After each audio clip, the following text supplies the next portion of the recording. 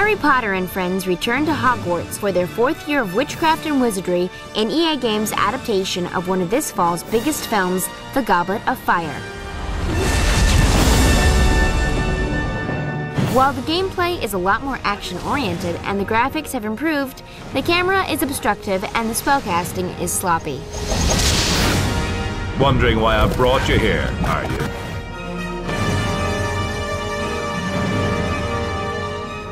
Goblet of Fire follows Harry through the Tri-Wizard Tournament, a special competition between the 3 wizarding schools, Durmstrang, Beauxbaton, and Hogwarts. The game is an adaptation of the film, not the book, so a streamlined plot is to be expected. However, the game waters down the already sparse adaptation, skipping over key characters and scenes. Missing characters include Snape, McGonagall, the Weasley twins, Hagrid, Filch, Hedwig, Sirius, Wormtail, Cho Chang, Dobby the House Elf, and others.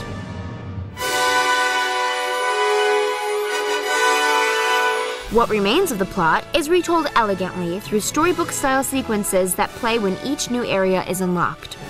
The voices in these cinemas and during gameplay are not always the actors from the film, but the performances are believable, consistent, and entertaining. It's fun to hear the characters help and argue with each other in combat. A bridge! How observant of you, Ronald. Wingardium Leviosa!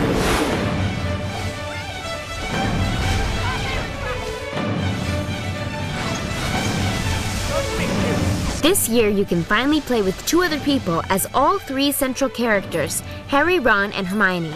You can jump in and out of the game at any time, and the computer controls any unassigned players. But the AI teammates can be slow and unresponsive when running through each environment and trying to set up group spells. There's also no way to tell them to hurry or move closer to you, so they'll frequently get in the way. Ouch! There are single-player levels, including the 3 Tri-Wizard challenges, which Harry has to face on his own. These are mostly linear, and though it's fun to fly through them at high speeds, they might leave you wishing you could explore the areas instead of traveling through them on a set path. Electronic Arts has upgraded the combat system to allow for more on-the-fly spellcasting. You have 2 main spell buttons, one for jinxes and one for charms. These spells change depending on what you're targeting. So you'll cast Wingardium Leviosa when you're near something you can lift, and Aqua Erupta when you're near a fire that needs to be put out. This aims to solve the problem in previous Potter games of having to assign a spell to a button every time you needed to use it. But the new system is problematic as well, because when you're surrounded by objects or enemies, it's very difficult to cast the spell you want.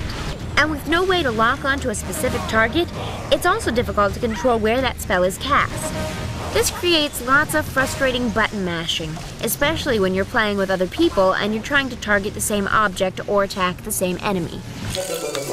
To bring a level of customization to this year's adventure, EA has added ability cards you can unlock to give specific boosts to each character and get a glimpse at stills from the feature film. These cards add lots of clever bonuses, but the game requires you assign them before entering each level, which can get tiresome.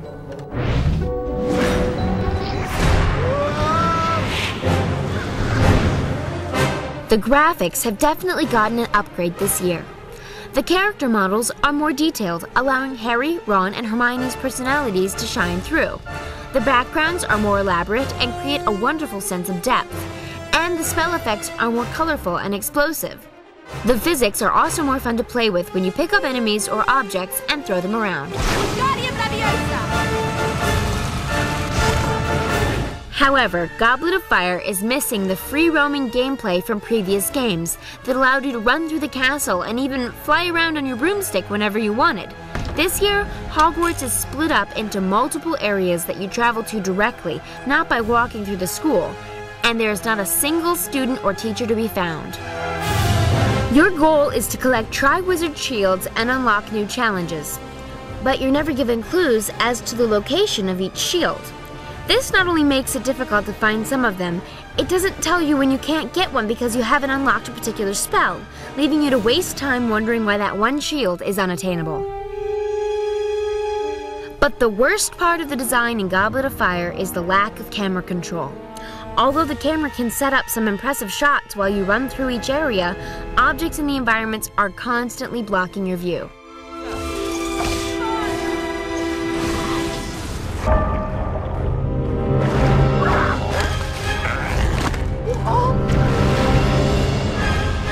Harry Potter and the Goblet of Fire follows EA's current trend of creating a ride based on a film rather than an immersive world to explore.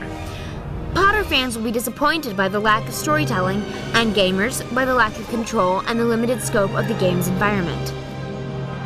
Compared to the enormity of the Harry Potter franchise and the successful adaptations of the books into films, this game falls sadly short of expectations.